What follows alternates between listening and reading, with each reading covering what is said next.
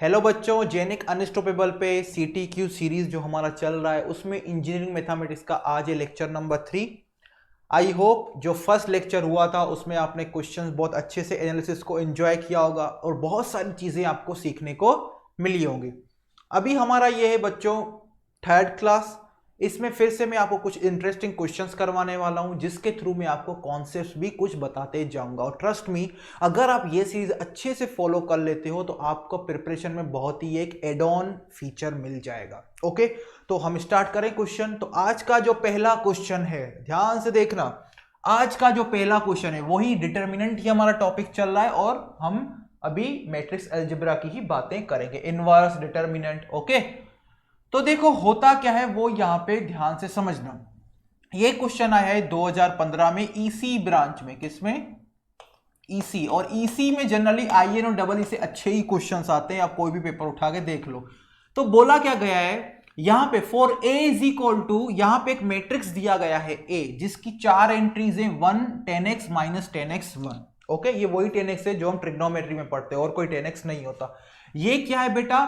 2 cross 2 matrix. जैसे कि last class आपने अगर देखी होगी तो ये क्या है?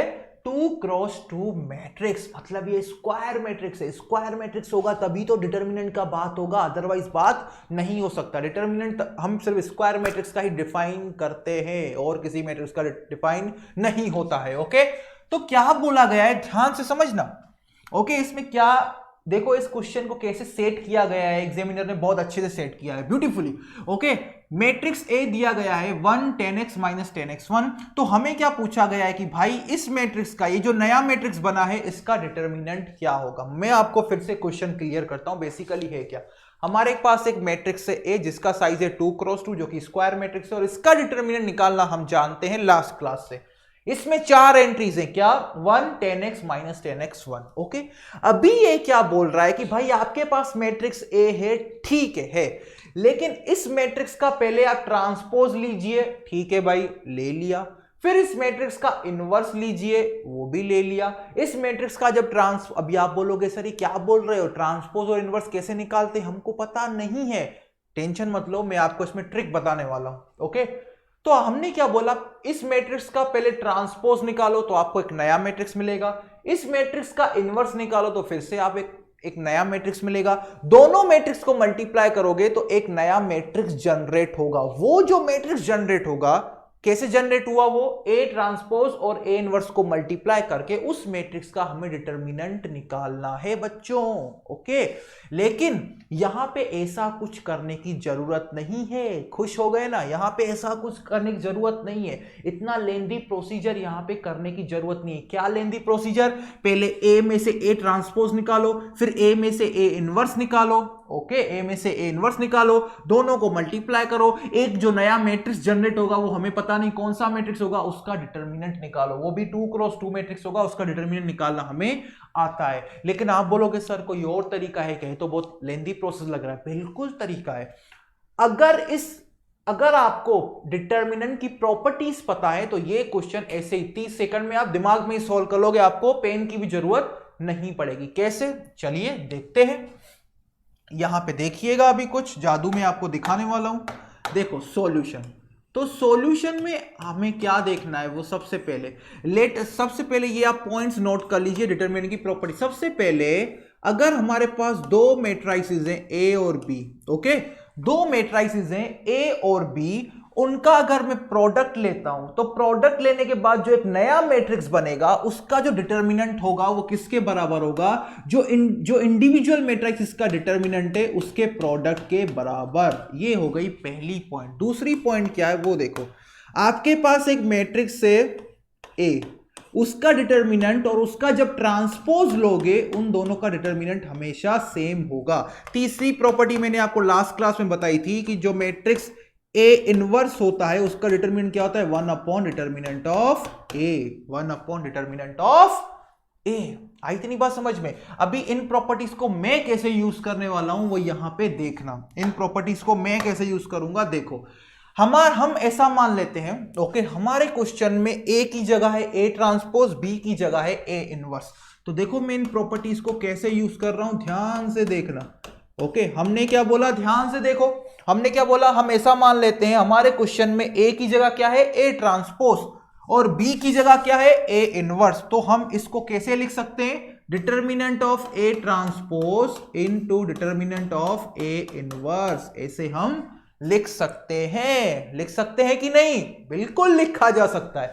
अभी डिटर्मिनेंट ऑफ ए ट्रांसपोज किसके बराबर है बेटा, डिटर्मिनेंट ऑफ ए के बराबर। तो डिटर्मिनेंट ऑफ ए ट्रांसपोज किसके बराबर होगा, डिटर्मिनेंट ऑफ ए। ओके, और यहां पे बना दो एक ब्रैकेट, और डिटर्मिनेंट ऑफ ए इनवर्स क्या होता है, 1 upon determinant of A, 1 upon determinant of A. तो ये डिटर्मिनेंट ऑफ ए डिटर्मिनेंट दोनों लोग कट हो गए, तो फाइनल आंसर क्या आया बेटा, 1 आया। मतलब कौन सा ऑप्शन, ऑप्शन सी। कौन सा ऑप्शन, ऑप्शन सी। बस हो गया, क्वेश्चन खत्म। आपको लगा है मैजिक है, नहीं, क्वेश्चन जिसने सेट किया है उसने शायद ऐसा ही कुछ सोच के सेट किया है कि आपको ये प्रॉपर्टी यूज करोगे। प्रॉपर्टीज, यहां पे 3 प्रॉपर्टीज का यूज हुआ है। पहली ये प्रॉपर्टी कि अगर 2 मैट्रिसेस के प्रोडक्ट का डिटर्मिनेंट निकालते हैं वो किसके बराबर होगा, जो इंडिविजुअल मैट्रिक्स का डिटर्मिनेंट है उसके प्रोडक्ट के बराबर। फिर अगर एक मैट्रिक्स ए है और उसका हमने ट्रांसपोज लिया तो दोनों का डिटर्मिनेंट क्या होगा, सेम होगा। मतलब ट्रांसपोज लेने से मैट्रिक्स का डिटर्मिनेंट चेंज नहीं होता है। तीसरी प्रॉपर्टी हमने क्या सीखी, अगर हमारे पास मैट्रिक्स ए है, मुझे उसके इनवर्स का डिटर्मिनेंट निकालना है, तो जो ओरिजिनल मैट्रिक्स ए है उसके डिटर्मिनेंट को उल्टा कर दो। इन तीनों प्रॉपर्टीज का मैंने यहां पे यूज किया और हमारा आंसर क्या आ गया, फाइनली 1 आ गया। अगर इनकेस आपको प्रॉपर्टीज नहीं पता है, इनकेस अगर आपको प्रॉपर्टीज नहीं पता है बच्चों, तो आपको फिर कन्वेंशनल अप्रोच से जाना पड़ेगा। पहले इसका ट्रांसपोज निकालो, फिर इसका इनवर्स निकालो, दोनों को मल्टीप्लाई करो, एक नया मैट्रिक्स बनेगा, फिर उसका डिटरमिनेंट निकालो 2 क्रॉस 2 का, वो हमें आता है। आई बात समझ में, क्लियर हुआ। बढ़े दूसरे क्वेश्चन की तरफ, चलिए बढ़ते हैं क्वेश्चन नंबर 2 में, जो कि और इंटरेस्टिंग क्वेश्चन लाया हूं मैं आपके लिए। ओके, चलो इस क्वेश्चन में हम आगे प्रोसीड करते हैं। ओके, अभी बहुत सारे बच्चे तो यही देख के डर गए होंगे कि अरे बाप रे बाप सर, आपने 2 क्रॉस 2 का डिटरमिनेंट कैसे निकालते हैं, वो तो आसानी से बता दिया, आपने एग्जांपल भी करवाया, लेकिन सर जहां पे 3 क्रॉस 3 मैट्रिक्स आया वहां पे आपने हमें प्रॉपर्टी बता दी। चलो वो भी आपने सर सही किया, लेकिन ये क्या सर 4 क्रॉस 4 मैट्रिक्स लेके आए हो आप। आपने क्या बोला कि ये क्या देख रहे हैं हम, 4 क्रॉस 4 मैट्रिक्स, हमें 3 क्रॉस 3 का तो पता ही नहीं है, आपने डायरेक्ट प्रॉपर्टी से उड़ा दिया। क्या 4 क्रॉस 4 का भी डायरेक्ट कैसे हम फाइंड करेंगे, टेंशन लेने की बिल्कुल भी बात नहीं है। मैं आपको यहां पे ये रियलाइज करवा रहा हूं कि गेट में जो मोस्टली क्वेश्चंस आते हैं डिटरमिनेंट के, प्रॉपर्टी के ही रिलेटेड है ये क्वेश्चंस। ओके, अगर आपको प्रॉपर्टीज आते हैं तो ये क्वेश्चन से डरने की बात नहीं है, ऐसे माइंड में ही क्वेश्चन सॉल्व कर लोगे, पेन की भी जरूरत नहीं। कैसे, ध्यान से देखो। ओके, इस मैट्रिक्स पे थोड़ा फोकस कीजिए। सबसे पहले डायगोनल बनाओ भाई, डायगोनल बनाओ। डायगोनल के सारे एलिमेंट्स या एंट्रीज क्या है, इक्वल है, 1 के बराबर। किसके बराबर, 1 के बराबर। ओके, एक और बात आपने नोट की, इस डायगोनल के ऊपर जो सारे एलिमेंट्स हैं वो 0 हैं। ओके, ये जो डायगोनल मैंने यहां पे ड्रॉ किया येलो कलर से, इसके ऊपर जो सारे एलिमेंट्स हैं वो क्या है, 0 है। तो इस मैट्रिक्स को हम बोलते हैं लोअर ट्राइंगुलर मैट्रिक्स। क्या बोलते हैं, लोअर ट्राइंगुलर मैट्रिक्स। याद करो, लास्ट क्लास में लेक्चर नंबर 2 में हमने एक क्वेश्चन किया था जिसमें एक मैट्रिक्स दिया गया था ए और उसके इनवर्स का डिटरमिनेंट फाइंड करना था। उस मैट्रिक्स में अगर आपको याद होगा तो हमने कौन से पढ़ा था, अपर ट्राइंगुलर मैट्रिक्स। अपर ट्राइंगुलर मैट्रिक्स में क्या था, जो डायगोनल है उसके नीचे 0, उसके नीचे सारे क्या थे, 0 थे, ऊपर कुछ भी हो सकते हैं। लेकिन यहां पे उल्टा है, यहां पे जो डायगोनल है उसके ऊपर सारे एलिमेंट 0 है, नीचे कुछ भी हो सकता है। इस टाइप के मैट्रिक्स को हम क्या बोलते हैं, लोअर ट्राइंगुलर मैट्रिक्स। क्या बोला जाता है, लोअर ट्राइंगुलर मैट्रिक्स। और अगर आपको इसको मैट्रिक्स ए बोल देते हैं, चलो तो इसका डिटरमिनेंट कैसे निकालेंगे वो हम देखते हैं। अपर ट्राइंगुलर मैट्रिक्स में अगर आपको याद होगा तो जो डिटरमिनेंट था वो क्या था बेटा, जो डायगोनल एलिमेंट्स थे उनका product. Similarly lower triangular matrix में भी जो डिटरमिनेंट होगा वो क्या होगा, डायगोनल एंट्रीज का प्रोडक्ट। ओके, तो यहां पे सबसे पहले आप एक चीज नोट कर लो। Okay, in lower triangular matrix और upper triangular matrix, okay, determinant of A is equal to product of diagonal elements, product of diagonal diagonal elements. आई इतनी बात समझ में?